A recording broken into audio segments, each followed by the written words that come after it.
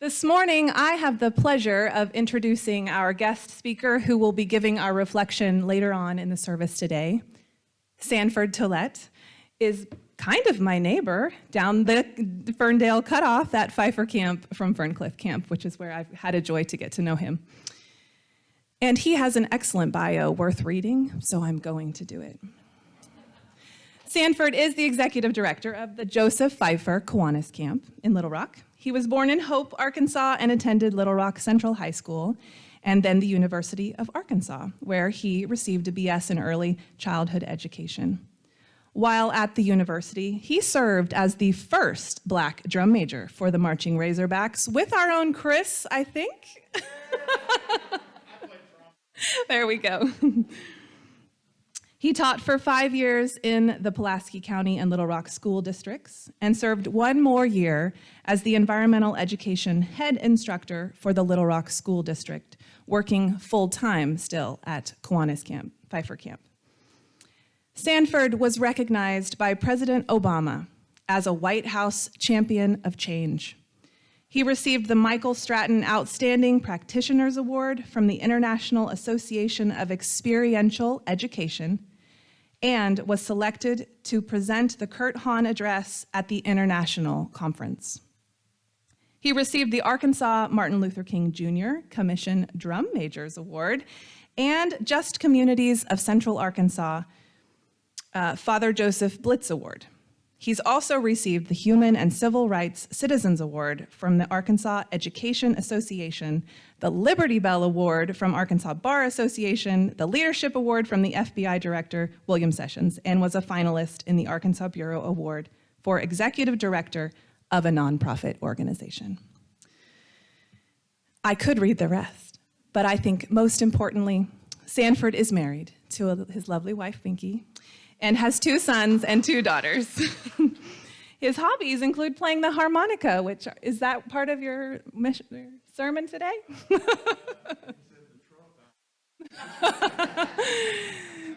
Sanford is a kind soul and a friend of ours. We are glad to have you today.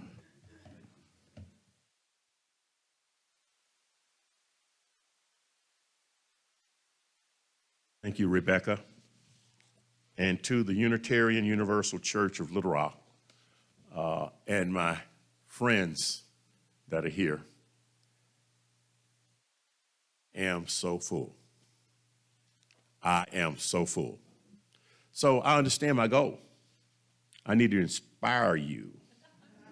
I need to touch you.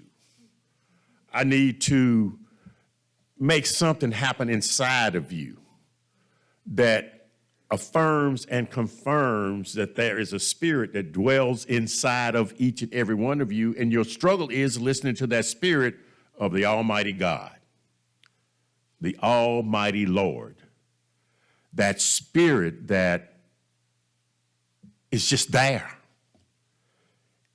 It's something inside of each and every one of you.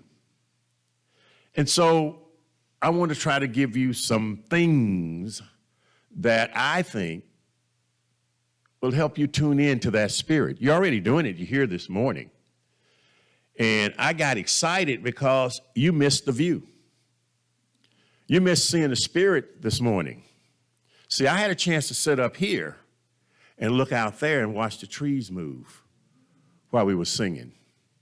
I had to sit up here and look at all of you thinking, we're going to be friends in that great place above, that place we all want to get to, that journey we always want to make after we finish this short period of time here. I'm 70 years old. That's a short period of time. 70 years regarding the universe. And so each of you on that journey. And I told Rebecca I was going to kind of reflect upon my journey at Camp Pfeiffer, but my journey of life and how that spirit touched me. The first thing is I spoke to a group in Eagle Rock, Colorado, and met some Lakota Sioux. And as I was in that journey, a part of my life, getting to deal with that culture and understand their spiritualism, because I was curious, one of them shouted out, Yatahe. So I thought, that's cool. I want to speak Lakota. So I went to another conference and say, Yatahe. And then one of the brothers from the tribe said, you know what that means? I said, no. He said, good day to die. But then I took it to the next step. If you're living right, every day is a good day to die.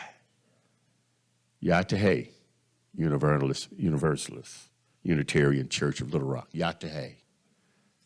It's a good day, a good day. The second thing that I wanted to share with you to inspire your journey and my understanding of your journey is that in that journey with the Native Americans, I met a man who is the great-grandson, many generations great-grandson of Crazy Horse. Okay? And you know, if you know the story, Crazy Horse defeated Custer. And they said, you know, from their world, it was like fighting for their moms, their dads, their brothers, their sisters. They had nowhere to go. They didn't come over on boats. And he even was so indoctrinated when he saw the Western pictures, he said he pulled for the cowboys and the cavalry and then realized one day he was pulling for him to be defeated because he was a Lakota Sioux. And he had to find himself. He had to find out who and where he fit within this whole spiritual journey of life.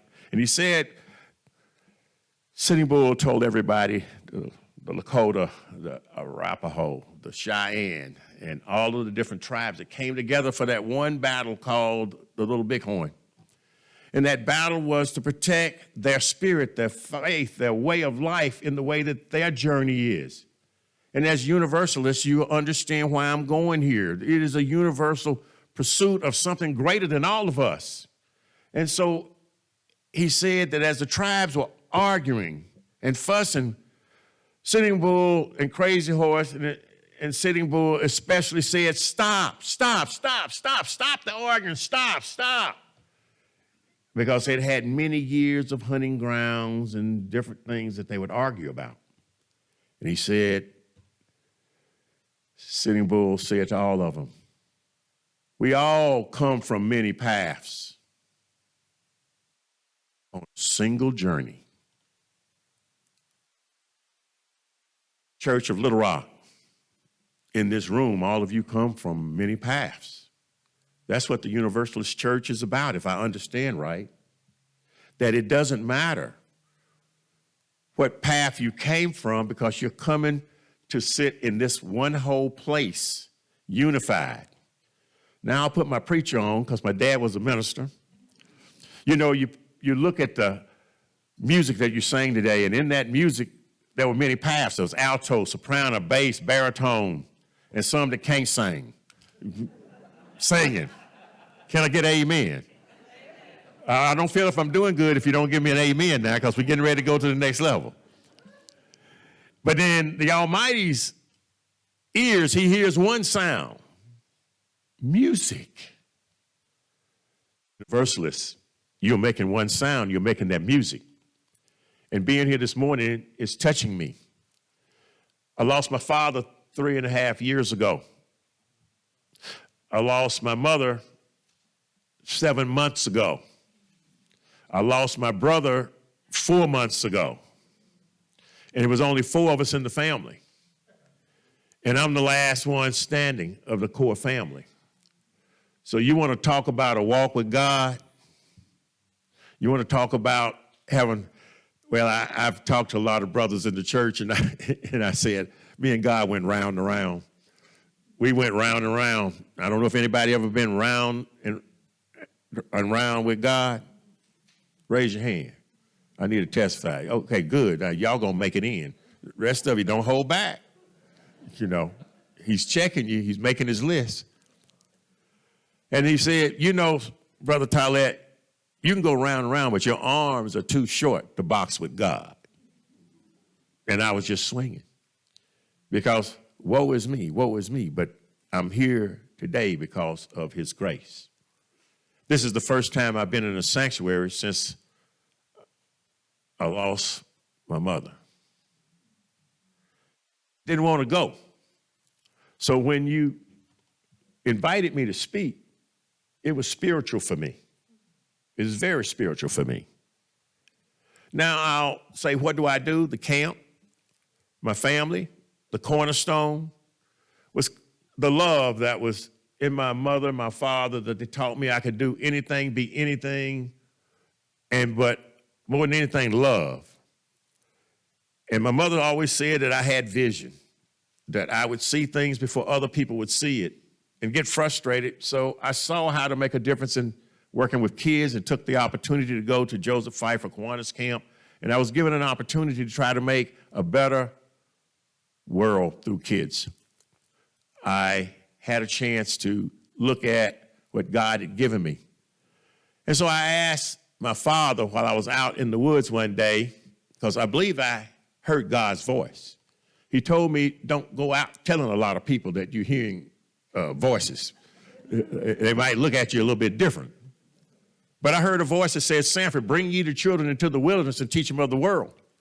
And I said, Daddy, where are those written in the scriptures? He had a doctorate in divinity. He was well read. He never answered the question. But I followed what I heard to bring kids into the wilderness and teach them of the world by having kids in the middle of the school year stay 24 hours a day, third, fourth, and fifth graders, black, white, every color you got, and then the parents couldn't come see them. And as an African-American, you mean you're going to take my kids, they're going to stay in this strange place, and I can't come see them, and the school district's going to send those kids in the middle of the school year, and it goes on and on. If you look at it, and it was a miracle. It was never done before, because there was a power that I heard that I was a vessel of, and that's when I began to tune in more to this spirit and give you this morning, that God is in you, and you got to hear him. There's another part inside of you too, and it's the opposite of God. And you don't really need to hear it, although it might be the sweetest one you hear sometimes. You know, it might be satisfying to hear it. Because you know, when you hear a lie, especially a comfortable lie, it's easy to believe because it's a comfortable lie. But when you hear a truth, it is uncomfortable and it doesn't make you feel good. So it's easier to believe a comfortable lie than it is to believe an uncomfortable truth. And so you got two things inside of you to figure out in this journey. I figure it is a little bit time for me to start closing. I was going to pass these around. Oh, I got time? Okay. I was going to pass these around, then I started thinking about COVID. Okay, and I had to change and modify and adapt. So I'll just work with one right here. And I've had a chance to share this story, and I'm going to give it to you because it was given to me. And I'm not the originator. But I was a young man when the bishop delivered this story to me, and it hit me. It inspired me. I was 20 years old. I'm 70 years old, and that story is still inside of me. So I hope the few words that I say to you will inspire you that God is inside of you, that we come from many paths on a single journey, and you have your personal relationship with that Almighty.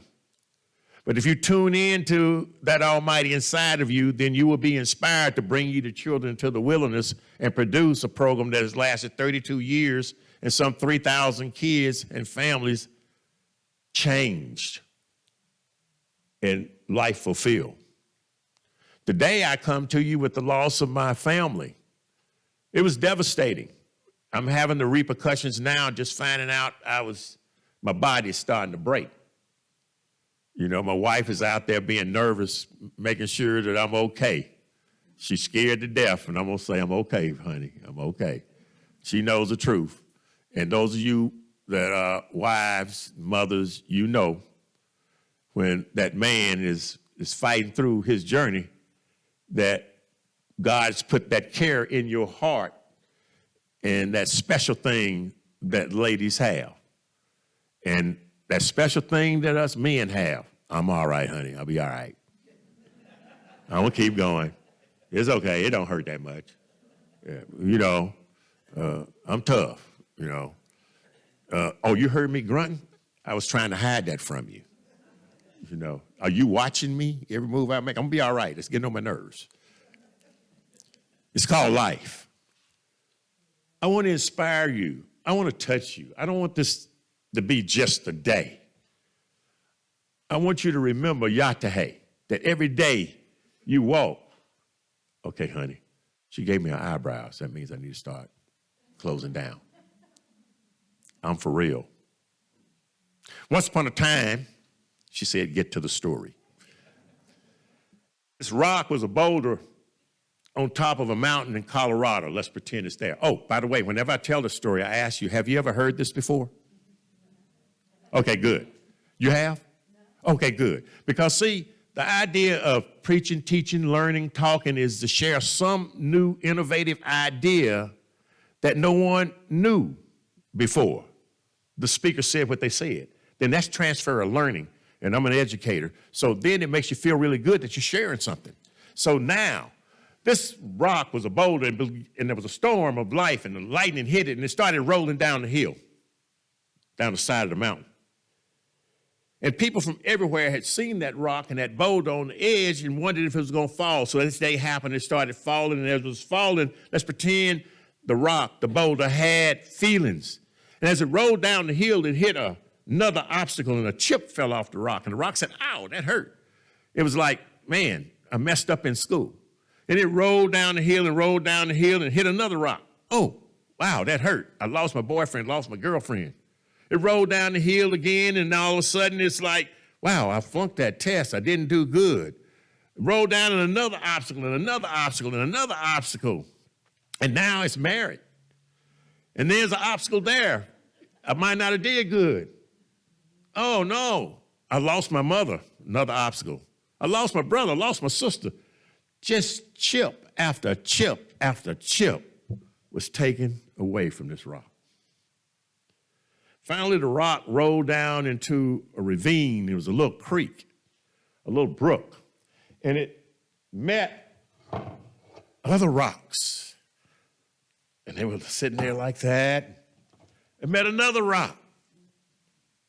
And it was like, whew, wow, what a journey. About the time the rock got comfortable and saw all these rocks that looked like them, looked over his shoulder in the big ravine, the water came running down on both sides and made a roaring river. And the rock went, oh, no, not again. And it rolled along the bottom of the creek and chip after chip. Now I got heart condition. Oh, my knees don't work so much anymore. Oh, you know, I don't see good. These young people today, the world's going to heck in a handbasket if they just listen to me, chip after chip after chip. And then one day, the sky became blue. The sun came out, a rainbow appeared, and it was beautiful, and the butterflies were everywhere, and a little boy and a little girl were walking through the woods, and they looked down in the creek, and they saw a rock. These rocks. And they thought, man, this is a nice rock. It's so smooth and round. I think I'll put it in my pocket and take it home and put it on the mantle for everybody to look at and see. And then people came all the time to visit the little boy and the little girl, and they'd always look up on the mantle and see these rocks. And they thought, man, that rock is so cool. Can I touch it? They pick it up. Man, it's so smooth. And the rock all this time was like, okay, thank you. Oh, that's nice. Okay. And then it thought to itself, little do they know all the chips, hurts I've gone through to be this perceived beautiful round rock. God in you, the Spirit in you, will make you those river rocks through your toils and tribulations. Stay focused. Stay focused on that power, that deity, that spirit. Be true to thine own self and be true to that spirit in your heart. And then you will reach glory. And you'll also be able to see the miracles that are working in your lives every day. Thank you so much for the opportunity to share. It has been a joy for me, and it has been very healing. I hope that the few words that I have shared with you will touch your hearts and your soul to make this day a little bit better, a little bit brighter, a little bit more peaceful. With love, I close. Thank you.